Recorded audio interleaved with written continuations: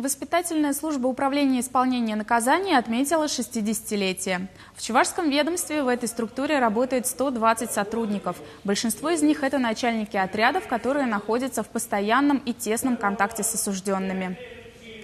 Начальник отряда сопровождает осужденного с момента прибытия в исправительное учреждение, это начиная с карантина и до самого освобождения.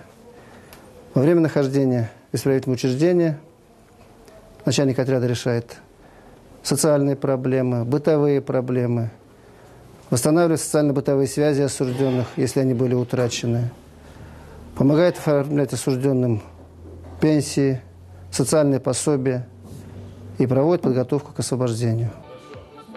Считается, что это направление работы одно из самых сложных и ответственных в системе исполнения наказаний. В честь праздника лучших сотрудников воспитательной службы наградили почетными грамотами, благодарностями, знаками отличия.